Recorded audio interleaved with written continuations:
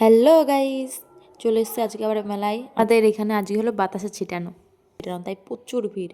চুলের অবস্থা খুবই খারাপ ছিল, সবাই বাতাসা নিয়ে লাইনে দাঁড়িয়ে আছে, দেখো আমিও দাঁড়িয়েছিলাম।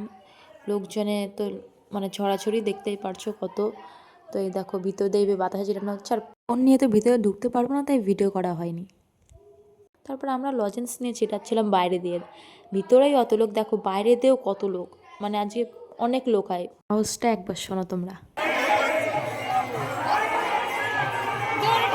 বিভিন্ন জায়গা থেকে এখানে মানুষ আসে, কারণ তাদের মানসিক করা থাকে বলে তারা এসে বাতাস ছিটায়।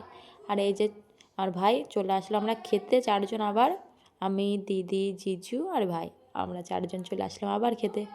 আমরা সেই আবার মোমোর দোকানে চলে আসলাম, এবার ডিসকাস করা হচ্ছে যে কী খাওয়াবে। তারপর দিদি বললো যে চিজ চিলি কর্ন মোমো খাবে, তো ওটাই নেওয়া হলো।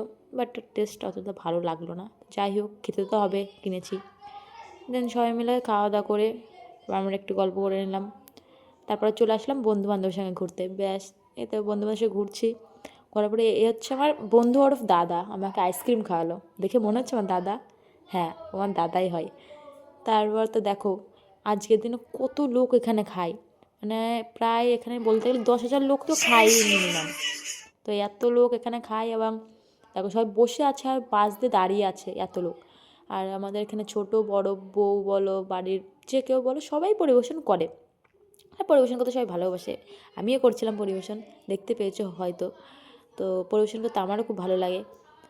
তো দেখতে পাচ্ছি এত লোক, আর যেখানে রান্নাটা হয় সেটা দেখো এই জায়গাটা, হ্যাঁ এই জায়গাটা হয় আমাদের প্রসাদ রান্না। এই জায়গায় ডাল হচ্ছে, সবজি হচ্ছে, আর এই বড় কড়াইটাতে হয় ভাত। দেখো এত বড় উনুন, যে একজন মানুষ ভিতরে ঢুকে গিয়ে জ্বালানি দিচ্ছে, তাহলে ভাবতে পারছি যে কত বড়।